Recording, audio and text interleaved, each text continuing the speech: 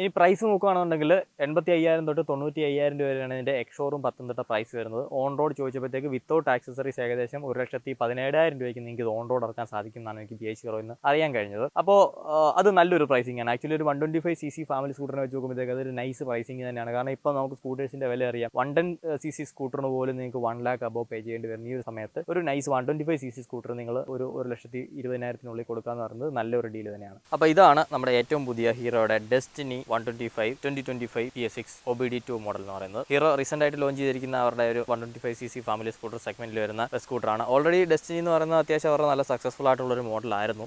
അപ്പോൾ അതിൻ്റെ ഒരു പുതിയ 2025 അപ്ഗ്രേഡഡ് മോഡൽ എന്നുള്ള നിലയ്ക്കാണ് ഈ ഒരു പുതിയ വണ്ടി ഇപ്പോൾ നമ്മുടെ ഷോറൂമുകളിലൊക്കെ തന്നെ വന്നു തുടങ്ങിയിരിക്കുന്നത്. ആദ്യം തന്നെ ഹെഡ്ലാമ്പിൻ്റെ അടുത്തേക്ക് പോകുകയാണെന്നുണ്ടെങ്കിൽ ഒരു പുതിയ ഫുൾ LED ഹെഡ്ലാമ്പ് യൂണിറ്റാണ്. അതും ഒരു LED പ്രൊജക്ടർ യൂണിറ്റാണെന്ന് എനിക്ക് നമുക്ക് നല്ല ബ്രൈറ്റ് ആയിട്ടുള്ള 2 DRL വരുന്നുണ്ട്. അടുക്കും ഇങ്ങനെ ഒരു DRLാണ്. ഇതാണ് നമ്മുടെ പ്രൊജക്ടർ മെയിൻ ഹൈ ബീം. ഇത് നമ്മുടെ നോർമൽ ഹെഡ്ലാമ്പും. ഇപ്പോൾ തമ്മിൽ നമുക്ക് സ്വിച്ച് ചെയ്യാൻ സാധിക്കും. താഴേക്ക് വന്നു കഴിഞ്ഞാൽ ബ്രൗൺ ക്രോമിൻ്റെ ഫിനിഷിലാണ് വണ്ടി വന്നിരിക്കുന്നത്. ഇവിടെ ലോഗോ ഉൾപ്പെടെ ബ്രൗൺ ക്രോം ഫിനിഷ് കൊടുത്തിട്ടുണ്ട്. അത് നമുക്ക് പിന്നീട് ഈ ഒരു സൈഡിൽ ഇവിടെ അതുപോലെ തന്നെ ലോഗോ ഈ ഒരു ഏറ്റവും ബാക്കിൽ ടെയിൽ പോർഷനിലുമാണ് പിന്നെ ബ്രൗൺ ക്രോം കാണാൻ സാധിക്കുന്നത്. ബാക്കിൽ നമുക്ക് LED ടെയിൽ ലാമ്പാണ് വന്നിരിക്കുന്നത്. ഹാലജൻ ഇൻഡിക്കേറ്റേഴ്സാണ് വാഹനത്തിലുള്ളത്. അതുപോലെ തന്നെ ഇൻഡിക്കേറ്റേഴ്സ് എന്ന് പറഞ്ഞത് ഓട്ടോമാറ്റിക്കലി ക്യാൻസൽ ഔട്ടായി പോകുന്ന ടൈപ്പാണ്. ഇട്ട് കഴിഞ്ഞാൽ നമ്മൾ വളവ് തിരിഞ്ഞ് കഴിയുമ്പോഴത്തേക്ക് തന്നെ ടേൺ ഇൻഡിക്കേറ്റർ ഓഫായി പോകും. ഫ്രണ്ടിലും ബാക്കിലും നമുക്ക് 12 ഇഞ്ചിൻ്റെ അലോയ് വീൽസാണ് വന്നിരിക്കുന്നത്. അതും ഡയമണ്ട് കട്ട് ഫിനിഷ് ഈ ഒരു അലോയ് വീലിന് കൊടുത്തിട്ടുണ്ട്. അത് കാണാനായിട്ട് നല്ല ഭംഗിയുണ്ട്. അതുപോലെ തന്നെ ടെലസ്കോപ്പിക് സസ്പെൻഷൻ ഫ്രണ്ടിൽ വരുന്നുണ്ട്. ഡിസ്ക് ബ്രേക്ക് ഫ്രണ്ടിൽ വരുന്നുണ്ട്. ലൈബ്രയുടെ കാലിപ്പർ വരുന്നുണ്ട്. 90/90 സെക്ഷനാണ് ഫ്രണ്ട് ടയറിൻ്റെ വലിപ്പം. 100/80 ആണ് back tyre. So back tyre കുറച്ചും കൂടെ വിഡ്ത്ത് വരുന്ന ടൈപ്പാണ് വന്നിരിക്കുന്നത്. അതേപോലെ തന്നെ നമ്മുടെ ഈ ഒരു സൈലൻസറിന് മുകളിൽ വന്നിരിക്കുന്ന ക്രോം ഗാർഡൊക്കെ തന്നെ കാണാനായിട്ട് നല്ല രസമുണ്ട്. പില്ലിൻ്റെ ഫുഡ് റെസ്റ്റ് നിങ്ങൾ കണ്ടോ, ഇതിൻ്റെ ഡിസൈൻ ശ്രദ്ധിച്ചോ. ഇതും കാണാനായിട്ട് അത്യാവശ്യം നൈസ് ഒരു ഡിസൈനിലാണ് ഹീറോ കൊടുത്തിരിക്കുന്നത്. ഇതിപ്പോൾ നമ്മുടെ പത്തനംതിട്ട BH ഹീറോയിലെ ടെസ്റ്റ് റൈഡ് സ്കൂട്ടറാണ്. അപ്പോൾ അവരുടെ നമ്പർ ഞാൻ ഡിസ്ക്രിപ്ഷനിൽ കൊടുത്തേക്കാം. നിങ്ങൾക്ക് ഹീറോ മോട്ടോഴ്സിൻ്റെ ഏതെങ്കിലും ടെസ്റ്റ് റൈഡിനായിട്ടോ ബുക്കിങ്ങിനായിട്ടോ എന്ത് കാര്യത്തിനായിട്ടോ അവരെ കോൺടാക്ട് ചെയ്യാവുന്നതാണ്. പിന്നെ നമ്മുടെ വീഡിയോ കണ്ടിട്ടാണ് ചെയ്യുന്നതെന്നൊക്കെ പറഞ്ഞു കഴിഞ്ഞാൽ അവർ സ്പെഷ്യൽ ഡിസ്കൗണ്ട്സും ഓഫേഴ്സും ഒക്കെ തന്നെ പ്രൊവൈഡ് ചെയ്യാൻ സാധ്യതയുണ്ട്. സോ അവരെ ഒന്ന് കോൺടാക്ട് ചെയ്ത് നോക്കുക. ഹീറോ ഡെസ്റ്റിൻ്റെ പുതിയ ലോഗോയും കാര്യങ്ങളൊക്കെ എനിക്ക് നല്ല അടിപൊളിയായിട്ട് തോന്നി. എനിക്ക് ഇഷ്ടപ്പെട്ട സാധനം. സീറ്റ് നോക്കുകയാണെന്നുണ്ടെങ്കിൽ 2 പേർക്ക് കംഫർട്ടബിൾ ആയിട്ടിരിക്കാവുന്ന സീറ്റാണ്. നല്ല വിഡ്ത്തും അതുപോലെ തന്നെ കുഷനിങ്ങും കാര്യങ്ങളൊക്കെ തന്നെ കൊടുത്തിട്ടുണ്ട്. ഇത് ടോപ്പ് മോഡലായതുകൊണ്ട് തന്നെ ഡ്യുവൽ കളർ ടോണിലാണ് വന്നിരിക്കുന്നത്. ബ്രൗണും ബ്ലാക്കിൻ്റെയും ഒരു ഫിനിഷ് ഇതിൽ വന്നിട്ടുണ്ട്. ആക്ച്വലി 3 വേരിയൻറ്റിലായിട്ടാണ് ഈ ഒരു വണ്ടി വരുന്നത്. ഇത് ZX Plus എന്ന് പറയുന്ന ടോപ്പ് മോഡലാണ്. പിന്നെ ZX VX എന്നിങ്ങനെ 3 വേരിയൻ്റ് ഉണ്ട്. അതിൽ 3 വേരിയൻറ്റിലായിട്ട് നമുക്ക് 5 കളർ ഓപ്ഷൻസിൽ വണ്ടി കിട്ടും. ബാക്കിലാണ് നമ്മുടെ ഫ്യൂൽ ഫില്ലിങ് വരുന്നത്. ഇവിടെ എക്സ്റ്റേണൽ റിയർ ഫ്യൂൽ ഫില്ലിംഗ് ആണ്. കീ അസംബ്ലി തന്നെയാണ് നമ്മൾ ഫ്യൂൽ ക്യാപ്പ് തുറക്കുന്നതും ലോക്ക് ചെയ്യുന്നതും എല്ലാം. അതുപോലെ തന്നെ ഇവിടെ ഒരു ഗ്ലൗ ബോക്സും അതിന് മേളിലായിട്ടൊരു USB ചാർജറും കാര്യങ്ങളൊക്കെ തന്നെ കൊടുത്തിട്ടുണ്ട്. മീറ്റർ കൺസോളിലേക്ക് വരുവാണെന്നുണ്ടെങ്കിൽ ഒരു fully digital reverse LCD meter കൺസോളാണ്. ഇതിൽ ബ്ലൂടൂത്ത് കണക്ടിവിറ്റി വരുന്നുണ്ട്. അതുകൊണ്ട് തന്നെ 10/10 നാവിഗേഷനും കോൾ ആൻഡ് മെസ്സേജ് അലേർട്ട് പോലെയുള്ള കാര്യങ്ങളൊക്കെ ഇതിൽ വർക്ക് ചെയ്യും. ഇതിൽ നമുക്ക് ഒരു ട്രിപ്പ് മീറ്റർ, ഒരു ഓഡോമീറ്റർ, അതുപോലെ തന്നെ range, fuel range, instantaneous fuel efficiency പോലെയുള്ള കാര്യങ്ങൾ കാണിച്ചു തരും. ഡിജിറ്റൽ ക്ലോക്ക് ഉണ്ട്. ഇതാണ് നമ്മുടെ ഫ്യൂൽ ഗേജ് വരുന്നത്. താഴെ ഇവിടെ ഇങ്ങനെ വാണിംഗ് ലാംപ്സും കാര്യങ്ങളെല്ലാം തന്നെ കാണുന്നുണ്ട്. സ്വിച്ച് ഗേഴ്സ് നോക്കുകയാണെന്നുണ്ടെങ്കിൽ നമ്മുടെ i3Sൻ്റെ സ്വിച്ചാണ്. താഴെയാണ് നമ്മുടെ DRLും ഹെഡ്ലാമ്പും തമ്മിൽ സ്വിച്ച് ചെയ്യുന്ന ബട്ടൺ. അതിന് താഴെ power start button. Power start button illuminated ആണ്. രാത്രി കാലങ്ങളിൽ നമുക്ക് ഇത് ഈസി ആയിട്ട് ഐഡൻറ്റിഫൈ ചെയ്യാം. പക്ഷേ ആ ഒരു ഇല്യൂമിനേഷൻ എല്ലാ ബട്ടണിലും കൊടുത്തിരുന്നെങ്കിൽ എന്നെനിക്കൊരു അഭിപ്രായമുണ്ട്. കാരണം പൾസറിലൊക്കെ നമ്മൾ പണ്ട് കണ്ടിട്ടുള്ള പോലെ നല്ല രസമായിരുന്നു. അതിന് എല്ലാ ബട്ടണിനും അതുണ്ടായിരുന്നുണ്ടല്ലോ. ലെഫ്റ്റ് സൈഡിലാണ് പാസ്, അതുപോലെ തന്നെ ടേൺ ഇൻഡിക്കേറ്റർ, ഹോൺ. പുതിയ ഗ്രിപ്പും ഡിസൈനും ഒക്കെയാണ്. നല്ല പിടിക്കാൻ നല്ല കംഫർട്ടബിളാണ്. നല്ല ഗ്രിപ്പുള്ള പ്രീമിയം ഫീൽ തരുന്ന ഒരു ഗ്രിപ്പാണ്. അതുപോലെ തന്നെ ഈ ഒരു എൻഡിൽ ഒരു ക്രോം ഫിനിഷും കൊടുത്തിട്ടുണ്ട്. ഈ ഒരു ബ്രേക്ക് ലിവർ നോക്കുകയാണെന്നുണ്ടെങ്കിൽ നല്ല എർഗണോമിക്കലായിട്ട് ഡിസൈൻ ചെയ്തതാണ്. ഫോക്കസ് ആവുന്നില്ല. ഇവിടെ നമ്മൾ കൈയുടെ വിരൽ വരുന്ന ആ ഒരു കറക്റ്റ് ഭാഗത്ത് നല്ല വിഡ്ത്തൊക്കെ കൊടുത്തിട്ടുണ്ട്. അപ്പോൾ നല്ല ലെവറേജും ആ ഒരു ഗ്രിപ്പും നമുക്ക് ഇതിലും കിട്ടുന്നുണ്ട്. അത് നന്നായിട്ടുണ്ടെന്നാണ് എൻ്റെ ഒരു അഭിപ്രായം. അതുപോലെ തന്നെ മിറർ നോക്കുകയാണെന്നുണ്ടെങ്കിൽ ഷേപ്പ് അടിപൊളിയാണ്. ബോഡി കളേർഡാണ്. അതിലും ആ ഒരു ക്രോം ഫിനിഷ് ഉണ്ട്. അത്യാവശ്യം പുറകെ നടക്കുന്ന ഏതാണെന്നുള്ളതൊക്കെ നമുക്ക് ഈ ഒരു മിററിൽ കാണാൻ സാധിക്കും. ഇനി നമുക്ക് ബൂട്ട് സ്പേസ് നോക്കാം. ബൂട്ട് സ്പേസിൻ്റെ കാര്യത്തിൽ ഞാൻ കുറച്ച് ഡിസപ്പോയിൻറ്റഡ് ആണ്. കാരണം തുറന്നില്ലയോ, 21 ലിറ്റർ മാത്രമേ നമുക്ക് 2025 ഇപ്പം ബൂട്ട് സ്പേസ് ആയിട്ട് ഈ ഒരു വാഹനത്തിൽ കിട്ടുന്നുള്ളൂ. ഇതിൽ മാത്രമല്ല ഹോണ്ടയിലും ഒക്കെ നമുക്ക് അത്രേ വരുന്നുള്ളൂ. TVS മാത്രമേ ഉള്ളൂ നമുക്കിപ്പോൾ 33 കിട്ടുന്നത്. പക്ഷേ TVSൻ്റെ കണ്ടിട്ട് നമ്മൾ ഇത് കാണുമ്പോഴത്തേക്ക് ഇത് കുറച്ച് കുറവായിട്ട് ഫീൽ ചെയ്യും. കാരണം ഇതിലിപ്പോൾ ഒരു ചെറിയ ബാഗ് മാത്രമേ വെക്കാൻ സാധിക്കുകയുള്ളൂ. അതുപോലെ നമുക്ക് ഈ ഒരു വാഹനത്തിൻ്റെ കൂടെ കിട്ടുന്ന പോലത്തെ ഹെൽമെറ്റ് നമുക്ക് ഇതിൽ വെക്കാൻ പറ്റും. അതല്ലാണ്ട് കുറച്ചും കൂടെ ഒന്ന് സ്റ്റോറേജ് സ്പേസ് ഇൻക്രീസ് ചെയ്തെങ്കിൽ കൊള്ളാമായിരുന്നു എന്നൊരു അഭിപ്രായം എനിക്കുണ്ട്. അതുപോലെ തന്നെ ഡെസ്റ്റിനി എന്നുള്ളൊരു ബാഡ്ജിങ് ഒക്കെ ഇവിടെ കൊടുത്തിട്ടുണ്ട്. അത് കൊള്ളാം, പ്രീമിയം ആയിട്ട് ഫീൽ ചെയ്യും. ബൂട്ട് ലാമ്പ് നമുക്ക് വരുന്നുണ്ട്. അത്യാവശ്യം ബ്രൈറ്റ് ആണ്. നമുക്ക് നന്നായിട്ട് കാണാൻ എന്താണ് അകത്ത് കിടക്കുന്നത് എന്നുള്ളത് ഇരുട്ടുള്ള സമയങ്ങളിലൊക്കെ തന്നെ ഇത് തുറക്കുമ്പോഴത്തേക്ക്. അതാണ് ബൂട്ട് സ്പേസിൻ്റെ കാര്യത്തിൽ പറയാനുള്ളത്. അതുപോലെ ഈ ഒരു ടെയിൽ ലാമ്പ് ഡിസൈൻ എത്ര പേർക്ക് ഇഷ്ടപ്പെട്ടു എന്ന് എനിക്കൊന്ന് അറിഞ്ഞാൽ കൊള്ളാമെന്നുണ്ട്. പേഴ്സണലി എനിക്കിത് ഇഷ്ടപ്പെട്ടു, പക്ഷേ എനിക്ക് അത്രയ്ക്ക് അങ്ങോട്ട് കിടിലൻ ഡിസൈൻ എന്നും പറയാനായിട്ട് തോന്നുന്നില്ല. സ്കൂട്ടർ ബാക്ക് ഡിസൈൻസിൽ എനിക്ക് ഒട്ടും ഇഷ്ടമില്ലാത്തത് ഫസീനോടെയാണ്.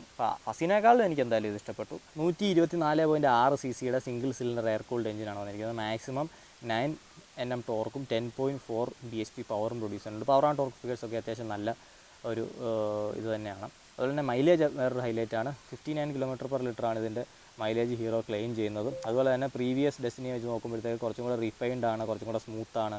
ആ ഒരു പവർ ഡെലിവറിയും കാര്യങ്ങളൊക്കെ കുറച്ചുകൂടെ നമുക്ക് നല്ല എൻജോയ് ചെയ്ത് ഓടിക്കാൻ പറ്റുന്ന രീതിക്കാണ് ഇതിൻ്റെ ബിഹേവിയറും കാര്യങ്ങളൊക്കെ തന്നെ വന്നിരിക്കുന്നത്. അതുപോലെ തന്നെ 162 mm ഗ്രൗണ്ട് ക്ലിയറൻസ് ആണ് വാഹനത്തിന് വരുന്നത്. 115 kg ഓവറോൾ വെയിറ്റ് വരുന്നത്. സോ വെയിറ്റ് വൈസ് നോക്കിക്കഴിഞ്ഞാൽ സെഗ്മെൻറ്റ് കുറച്ച് ഹെവി ആയിട്ടുള്ള ഒരു സ്കൂട്ടറാണ്. എന്നാൽ ഹെവി എന്ന് പറയുമ്പോഴത്തേക്ക് നിങ്ങൾക്ക് ഹാൻഡിൽ ചെയ്യാൻ പറ്റാത്ത രീതിയിലുള്ളൊരു ഹെവിനെസ് ഒന്നും പ്രതീക്ഷിക്കേണ്ട.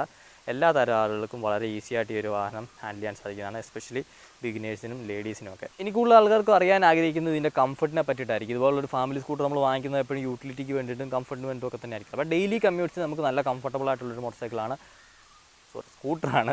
അതുപോലെ തന്നെ ഹൈവേ യൂസ് ഒരുപാടുള്ള ഒരാളാണ് നിങ്ങളെന്നുണ്ടെങ്കിൽ നിങ്ങൾക്ക് അത്യാവശ്യം നന്നായിട്ട് ഇതിൽ ഹൈവേ ക്രൂസിങ് ചെയ്യാൻ പറ്റുന്ന ഒരു സ്കൂട്ടറാണ്. കാരണം 80 to 85 കിലോമീറ്ററിലൊക്കെ തന്നെ നിങ്ങൾക്ക് ഇതിൽ ഈസി ആയിട്ട് ക്രൂസ് ചെയ്ത് നടക്കാൻ സാധിക്കും. ആ ഒരു ഇനിഷ്യൽ പഞ്ചി പിക്കപ്പിനെക്കാളും കുറേ കൂടെ സ്ട്രോങ് മിഡ് റേഞ്ചും ടോപ്പ് എൻഡുമാണ് ഈ ഒരു വാഹനത്തിൽ ട്യൂണിങ്ങിലുള്ളതെന്നാണ് എനിക്ക് ഫീൽ ചെയ്യാൻ സാധിച്ചത്. കാരണം ഇനിഷ്യലി വണ്ടി ഒരു നൈസായിട്ട് മൂവ് ചെയ്യും. അപ്പോൾ വലിവില്ല എന്നുള്ളതല്ല, ബിഗിനേഴ്സിനൊക്കെ ഭയങ്കര ഫ്രണ്ട്ലി ആയിട്ടുള്ള ഒരു പവർ ഡെലിവറിയാണ്. അതായത് നല്ല സ്മൂത്തായിട്ട് നിങ്ങൾ ഇച്ചിരി കൈ കൂടുതൽ കൊടുത്തെന്ന് പറഞ്ഞാൽ വണ്ടി തെറിച്ച് പോകുന്ന പോലത്തെ ഒരു ഫീൽ നിങ്ങൾക്ക് കിട്ടില്ല. അത്യാവശ്യം നല്ല സ്മൂത്തായിട്ടാണ്.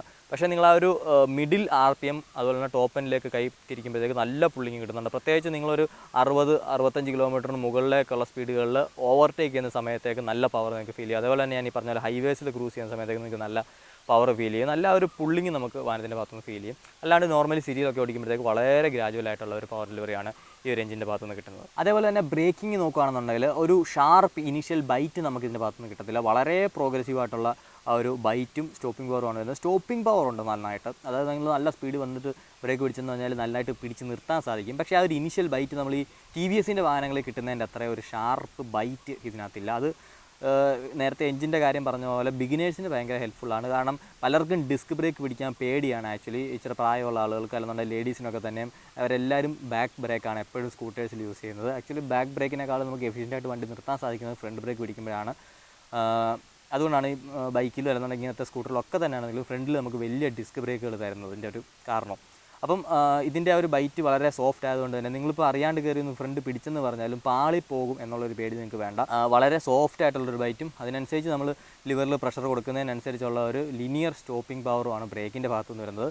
ഫ്രണ്ട് ബ്രേക്കിനേക്കാളും കുറേ കൂടെ ഷാർപ്പായിട്ട് നിങ്ങൾക്ക് ബാക്കിലത്തെ ആ ഒരു ഡ്രം ബ്രേക്ക് ആയിരിക്കും ഫീൽ ചെയ്യുന്നത്. അതുപോലെ തന്നെ ഡിസ്കിലും ഡ്രമ്മിലും ഈ ഒരു വാഹനം നമുക്ക് അവൈലബിൾ ആണ്. ആൻഡ് ദെൻ കംസ് ദ സസ്പെൻഷൻ്റെ കാര്യത്തിലേക്ക് പോകുകയാണെന്നുണ്ടെങ്കിൽ ഇത് വളരെ സോഫ്റ്റ് ആയിട്ടുള്ള ഒരു സസ്പെൻഷൻ അല്ല, എന്നാൽ ഒത്തിരി ഹാർഡായിട്ടുള്ള ഒരു സസ്പെൻഷൻ അല്ല. ഇതിന് രണ്ടിൻ്റെയും ഇടയ്ക്ക് നിൽക്കുന്ന തരത്തിലാണ്. കാരണം ഞാൻ നേരത്തെ പറഞ്ഞാൽ ഒരു 80കളിലൊക്കെ നിങ്ങൾ ക്രൂസ് ചെയ്യുമ്പോഴത്തേക്ക് നല്ല ഒരു സ്റ്റെബിലിറ്റി തരുന്ന രീതിക്കാണ് സസ്പെൻഷൻ്റെ സെറ്റപ്പ് വന്നിരിക്കുന്നത്. എന്നാൽ നിങ്ങൾ വളരെ സ്ലോ സ്പീഡിൽ നല്ല ഗട്ടറുള്ള റോഡിൽ കൂടെ ഒക്കെ പോകുകയാണെന്നുണ്ടെങ്കിൽ കുറച്ച് തെറുപ്പും കുലുക്കും ഒക്കെ നമുക്ക് ഫീൽ ചെയ്യും. പക്ഷേ നോർമലി നമ്മുടെ സാധാരണ റോഡുകൾ കൂടെ ഓടിക്കുമ്പോഴത്തേക്ക് നല്ല കംഫർട്ടബിൾ ആയിട്ടുള്ളൊരു ഫീലാണ് വരുന്നത്. പ്രത്യേകിച്ച് എന്നെ പോലെ വെയിറ്റ് കുറഞ്ഞ ആളുകളാണ് വണ്ടിയിൽ ഇരിക്കുന്നതെന്നുണ്ടെങ്കിൽ മാത്രമേ ആ ഒരു തെറുപ്പിൻ്റെ പ്രശ്നം വരുന്നുള്ളൂ.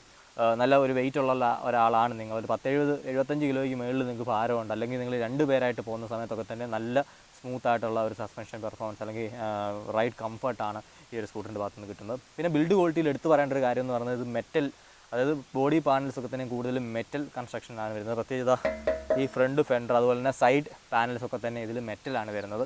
ബാക്കി ഒരു ഫ്രണ്ട് ഏപ്രിനും അതുപോലെ തന്നെ അകത്തെ നമ്മുടെ ആ ഒരു ഡാഷ്ബോർഡ് ഏരിയ ഒക്കെയാണ് ഇതിൽ കൂടുതലും പ്ലാസ്റ്റിക് ടച്ചിൽ വരുന്നത്. അതുപോലെ തന്നെ ടെയിൽ പോർഷനിലും ഉള്ള പാനൽസൊക്കെ തന്നെയാണ് പ്ലാസ്റ്റിക് വരുന്നത്. മേജറായിട്ട് വണ്ടിയിൽ വരുന്നത് ഈ ഒരു പോർഷൻ, അതുപോലെ തന്നെ നമ്മുടെ ഈ ഒരു പോർഷനും മെറ്റലിലാണ് വന്നിരിക്കുന്നത്. അപ്പോൾ ഇത്രയൊക്കെയാണ് പുതിയ ഡെസ്റ്റിനി 125 2025 മോഡലിനെ പറ്റിയിട്ട് എനിക്ക് തോന്നിയ കുറച്ച് കാര്യങ്ങൾ എന്ന് പറയുന്നത്. ആക്ച്വലി ഒരു പ്രൈസ് വെച്ച് നോക്കുകയാണെന്നുണ്ടെങ്കിൽ നിങ്ങൾക്ക് one of the best 125cc family scooter എന്ന് തന്നെ വിളിക്കാൻ സാധിക്കുന്ന ഒരു സ്കൂട്ടറാണ്. കാരണം ക്വാളിറ്റിയുടെ കാര്യത്തിലാണെന്നുണ്ടെങ്കിലും ആ ഒരു എഫിഷ്യൻസിയുടെ കാര്യത്തിലാണെങ്കിലും റിലയബിലിറ്റി കാര്യത്തിലാണെങ്കിലും ഒക്കെ തന്നെയും ഓൾറെഡി നമ്മുടെ മാർക്കറ്റിൽ കഴിവ് തെളിയിച്ച ഒരു മോഡൽ തന്നെയാണ് ഡെസ്റ്റിനി 125 എന്ന് പറയുന്നത്. അതുകൊണ്ടാണ് അവർ ഈ ഒരു പുതിയ 2025 മോഡലിനെ പ്രോപ്പറായിട്ട് അപ്ഡേറ്റ് ചെയ്ത് കൊണ്ടുവന്നിരിക്കുന്നതും. അപ്പോൾ എന്താണ് നിങ്ങൾക്ക് ഇതിനെപ്പറ്റിയുള്ള അഭിപ്രായം എന്നുള്ളത് തീർച്ചയായിട്ടും കമൻറ്റ് ചെയ്തേക്കുക. അതേപോലെ ഈ ഒരു വണ്ടി വാങ്ങിച്ച ആരെങ്കിലും ഉണ്ടെങ്കിൽ നിങ്ങളുടെ അഭിപ്രായം എന്താണെന്നുള്ളതും കമൻറ്റ് ചെയ്തേക്കുക. ഓണർഷിപ്പ് സൈഡിൽ നിന്ന് നിങ്ങൾക്ക് എന്തെങ്കിലും പറയാനുണ്ടെങ്കിൽ പുതിയ വണ്ടി എടുക്കാൻ പോകുന്നവർക്ക് അതൊരു യൂസ്ഫുൾ ആയിട്ടുള്ള കാര്യമായിരിക്കും. ഇത്രയേ ഉള്ളൂ ഇന്നത്തെ ഒരു വീഡിയോ എന്ന് പറയുന്നത്. നിങ്ങൾക്ക് വീഡിയോ ഇഷ്ടമായെന്ന് വിചാരിക്കുന്നു. ഇഷ്ടമായെങ്കിൽ തീർച്ചയായിട്ടും ലൈക്ക് ചെയ്യുക. അതുപോലെ തന്നെ നമ്മുടെ ചാനൽ മറക്കാണ്ട് സബ്സ്ക്രൈബ് ചെയ്യുകയെങ്കിൽ മാത്രമേ നമുക്കിങ്ങനെ പുതിയതായിട്ട് ഇറങ്ങുന്ന വാഹനങ്ങളെ തന്നെ കറക്റ്റ് ടൈമിൽ നിങ്ങളുടെ മുന്നിൽ എത്തിക്കാനായിട്ട് സാധിക്കുള്ളൂ. എപ്പോൾ നമ്മൾ റിവ്യൂ ചെയ്താലും അത് ഭയങ്കര ലേറ്റായിട്ടാണ് ചെയ്യുന്നത്. അതിട്ട് പ്രധാനപ്പെട്ടൊരു കാരണം എന്ന് പറഞ്ഞാൽ ഇതാണ്, നമുക്ക് വാഹനങ്ങൾ ഇറങ്ങുമ്പോൾ തന്നെ അവൈലബിലിറ്റിക്കുള്ള ബുദ്ധിമുട്ട്. അപ്പോൾ അത് നിങ്ങൾ സപ്പോർട്ട് ചെയ്താൽ മാത്രമേ മാറുകയുള്ളൂ. അപ്പം സപ്പോർട്ട് ചെയ്യുക. അടുത്ത വീഡിയോയിൽ കാണാം.